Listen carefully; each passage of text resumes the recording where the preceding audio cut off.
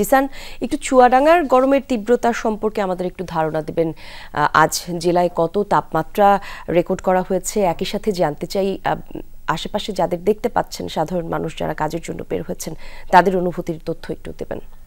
কলি জ্যৈষ্ঠের শেষ ভাগ থেকেই কিন্তু গরমে বিপর্যস্ত অতিষ্ঠ চুয়াডাঙ্গাবাসী। শ্রীলঙ্কা আবারও রপ্তানিতে শীর্ষে। ঈদের ভেতর থেকেই কিন্তু গরমের তীব্রতা বেশ অনুভূত হচ্ছে। বিশেষ করে এই গত কয়েকদিন আমরা দেখছি যে চুয়াডাঙ্গার তাপমাত্রা 37 থেকে 38 ডিগ্রির ঘরে ওঠানামা করছে।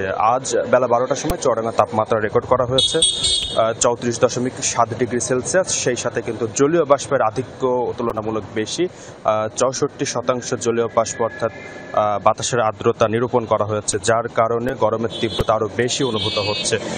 যেসব শ্রমজীবী কর্মজীবী মানুষ রয়েছে যারা ঘর থেকে বাইরে বের হয়েছে, বাইরে বের হয়ে রাস্তার পাশে যেসব গাছগুলো রয়েছে কিংবা ছায়াযুক্ত স্থান রয়েছে সেখানে তারা অবস্থান করছে, সময় কাটাচ্ছেন, বিশ্রাম নিচ্ছেন। এছাড়া যেসব শরবতের দোকানগুলো রয়েছে, ডাবের দোকান রয়েছে, মৌসুমি ফলের দোকানগুলো রয়েছে রাস্তার পাশে, সেই সব দোকানেও কিন্তু আসলে সাধারণ মানুষ একটু জিরিয়ে নেওয়ার চেষ্টা করছেন, তৃষ্ণা নিবারণের চেষ্টা করছেন।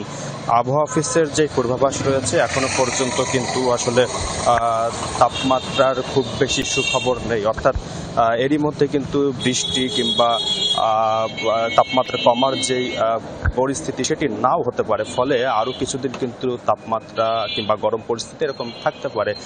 যদিও বিভিন্ন চিকিৎসক এবং হাসপাতালের পক্ষ থেকে জানানো হচ্ছে যে এই তীব্র গরমে গরমজনিত যেসব রোগবালাই রয়েছে সেই রোগবালাই থেকে বাঁচার জন্য নানা ধরনের পরামর্শ দিচ্ছেন। অতিরিক্ত ঠান্ডা পানি পান করতে বলছেন এবং টাটকা খাবার খাওয়ার আহ্বান জানিয়েছেন। ধন্যবাদ আপনাকে জিসান।